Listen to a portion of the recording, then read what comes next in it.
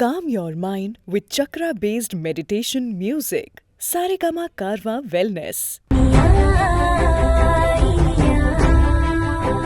என்னப்பா என்ன பிரச்சனை வந்தாலும் நேரா போய் இனியா வயித்துல தான் அடிப்பீங்களா? ஒரே படப்படப்பாவே வச்சிருக்காங்க இந்த வாரம் எபிசோட் ஃபுல்லா. ஸோ லாஸ்ட் வீக் நம்ம திவ்யாவுக்காக இனியா போராடினாங்க இல்லையா? பட் இப்போவும் அது ஒரு கன்க்ளூஷனுக்கே வரல. பட் இன்ன வரைக்கும் திவ்யாவுக்காக அவங்க போராடிட்டு தான் இருக்காங்க. அதே மாதிரி இந்த பக்கம் ஒரு நாள் திடீர்னு நல்ல சிவத்துக்கிட்ட இருந்து காசு ஆட்டைய போடுறதுக்காக ஒரு ரவுடி அங்கேருந்து வர, அந்த நேரம் பார்த்து இனியா போய் காப்பாற்றணும்னு சொல்லி போகும்போது அந்த இனியா வயிற்றுலேயே அந்த ரவுடி அடிக்க வந்துடுவாப்ல. என்ன ஆக போதோடு படப்படான்னு இருக்கும்போது தான் கரெக்டாக விக்ரம் காப்பாற்றிடுவார். பட் இந்த விஷயத்துக்காக நலசிவம் தேங்க்கும் பண்ண மாட்டார், ஒன்றுமே சொல்லியிருக்க மாட்டார்.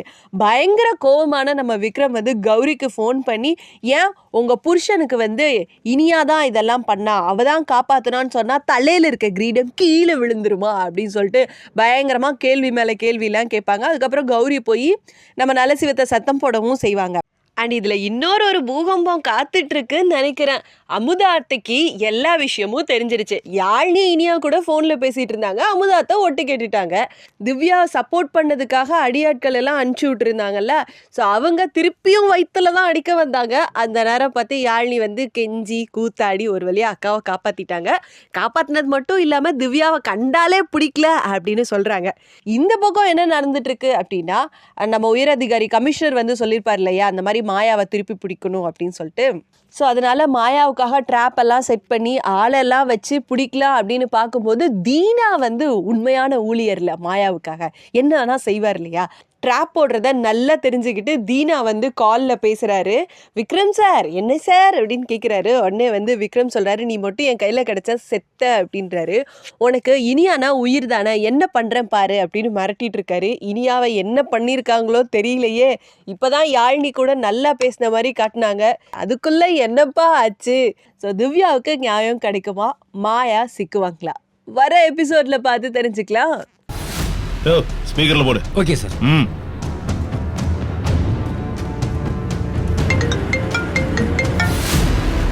ஹலோ, சொல்லுங்க தர்மா. மேடம், நான் இங்க ஸ்பாட்ல வெயிட் பண்றேன். நீங்க எப்போ வருவீங்க மேடம்? நான் ஆன் தி வேல தான் இருக்கேன். இன்னும் கொஞ்ச நேரத்துல வந்துருவேன். சரிங்க madam. Okay okay okay. So அவ கன்ஃபார்ம்டா வந்துட்டு தான் இருக்கா. ஸோ எல்லாரும் அலர்ட் இருங்க சார். நம்ம கிட்ட இருந்து தப்பிச்சு போன மாயாவை இன்னைக்கு நிச்சயம் பிடிக்கிறோம், புரியுதா? சரி, எல்லாரும் டேக் பொசிஷன். போங்க.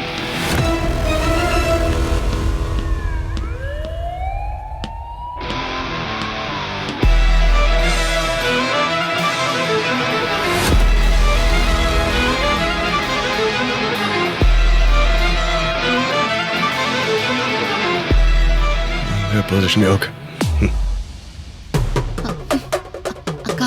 இரு அக்கா, அது லைன் போக மாட்டேங்குதே.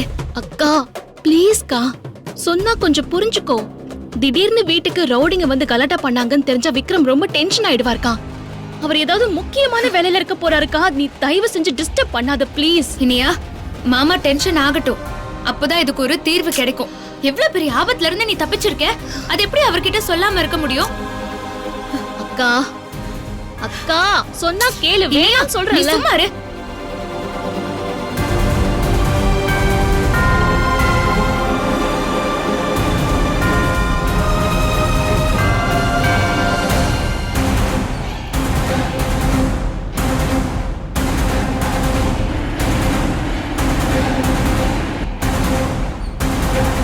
கொஞ்ச நாள் இதுல இருந்து விலகி இரு. அக்கா, இது என்னோட அக்கா. உங்களை பார்த்ததுல எனக்கு ரொம்ப சந்தோஷமா இருக்கு. ஆனா உன்னை பார்த்ததுல எனக்கு சந்தோஷம் இல்ல.